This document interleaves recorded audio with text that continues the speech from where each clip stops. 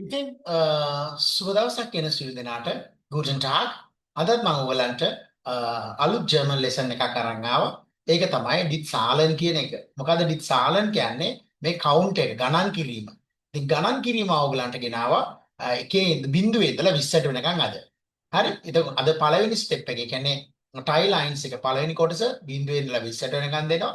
ඊට පස්සේ දෙවෙනි කොටස බිංදුවේ ඉඳලා 50 වෙනකන්, තුන්වෙනි කොටස 50 ඉඳලා 100 වෙනකන්. ඒ ආදී කොටස් වශයෙන් මම ඔයගලන්ට මේ ගණන් කිරීම පුහුණු කරනවා. හරි. මේවල බලමු අපි කොහොමද ප්‍රොනවුන්ස් වෙන්නේ සහ බිංදුවේ ඉඳලා 20ට වෙනකන් ජර්මන් වලින් අපි කියන්නේ කියලා. ඕකේ. අපි බිංදුවට කියනවා 0 කියලා. 0. අපි එකට කියනවා 1 කියලා. දෙකට අපි කියනවා 2 කියලා. තුනට කියනවා 3 කියලා. හතරට කියනවා 4 කියලා. මේ වී අකුර ශබ්ද වෙන්නේ ෆර් කියන එක. මම ඔයගලන්ට මේත් එක්කම මේ පාඩමත් එක්කම ඔයගලන්ට මම ඇල්ෆබෙට් එකක් කරනවා. හරි. ෆර් මේ වී අකුර ශබ්ද වෙන්නේ ෆර්. එතකොට 4. පහට කියන අපි ෆුන්ෆ් කියලා.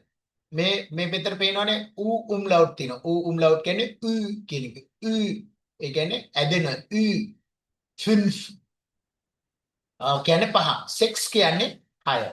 සීබන් කියන්නේ 7. ආට් කියන්නේ 8. නොයින් කියන්නේ 9. සේන් කියන්නේ 10. එල්ෆ් කියන්නේ 11. සෝල්ෆ් කියන්නේ 12.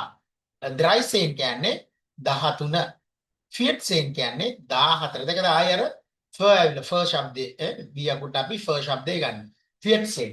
ඊට පස්සේ 5 ෆුන්ෆ්සේන් 15ට අපි කියනවා ෆුන්ෆ්සේන්. සෙක්සේන් 16. සිප්සේන් 17. ඊට පස්සේ ආප්සේන් 18. නොයින්සේන් 19. ස්වන්සික් 20 කියලා කියනවා. හරි. ඔය ආදී තමයි එකේ ඉඳලා 20ට වෙනකන් ජර්මන් භාෂාවේ අපි කවුන්ට් කරන්නේ. හරි. අපි ඊට පස්සේ බලමු ඇල්ෆබෙට් එක කොහමද ප්‍රොනවුන්ස් වෙන්නේ කියලා.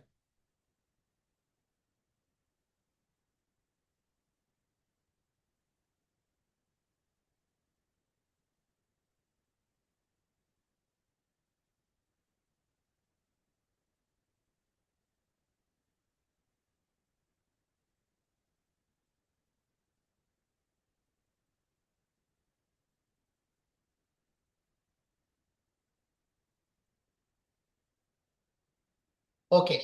ඇල්ෆබෙට් එක තියෙනවා මෙතන. අපි කියනවා das deutsche Alphabet. das deutsche Alphabet. ඒ කියන්නේ ජර්මන් ඇල්ෆබෙට් එක කියන එක. right. බලමු අපි කොහොමද ඒක ප්‍රොනවුන්ස් වෙන්නේ කියලා. එකේ ඉඳලා Z වෙනකන්. අපි ඒ අකුරට කියනවා ඒ අකුර ශබ්ද වෙන්නේ ආ. B අකුර ශබ්ද වෙන්නේ බේ. C අකුර ශබ්ද වෙන්නේ සේ. D අකුර ශබ්ද වෙන්නේ ඩේ.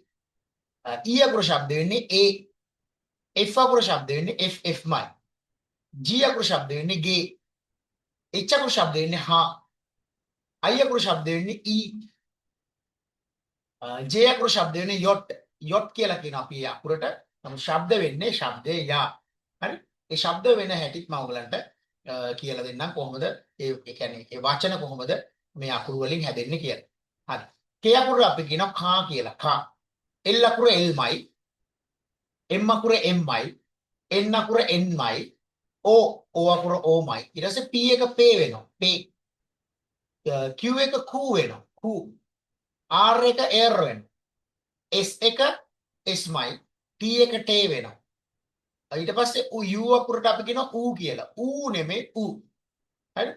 ඊට පස්සේ V අකුරට අපි කියනවා ෆව්. ෆව්. ෆව් කියලා කියන්නේ V අකුර. ශබ්ද වෙන්නේ ෆ. හරි? ෆව්. ෆව් කියලා කියනවා. ඊට පස්සේ අපි W අකුරට කියනවා වේ කියලා. වේ. ශබ්ද වෙන්නේ වේ. X අකුරට අපි කියනවා X කියලා. X. ඊට පස්සේ y අකුරට අපි කියනවා ඉප්සිලෝන්. ඒකේ නම ඉප්සිලෝන්. ශබ්ද වෙන්නේ යා. Z අකුරට අපි කියනවා සෙට් කියලා. හරි? ඔන්න ඔය විදිහට තමයි ඔය ටික යන්නේ. බලමු අපි දැන් ඒක එක දිගටම සෙට් වෙනකන් අපි කියමු. හරි? A B C D E F G H I J K L M N O P Q R S T U V W X Y Z. අන්න හරි. ඊට පස්සේ ඌට අමතරව ඔය අකුරු ටිකට අමතරව තියෙනවා මෙන්න මේ උම්ලවුට් අකුරු තුනක්. උම්ලවුට් අකුරු තුනක් සහ ඉසෙට් ඒ කියන එක. මේ මම අපි බලමු කොහොමද කියලා උම්ලවුට් අකුරු මොනවද කියලායි. හරි මේ ඒ අකුරට ඔයගලන්ට මෙතන උම්ලවුට් එකක් එක්ක තියෙනවා.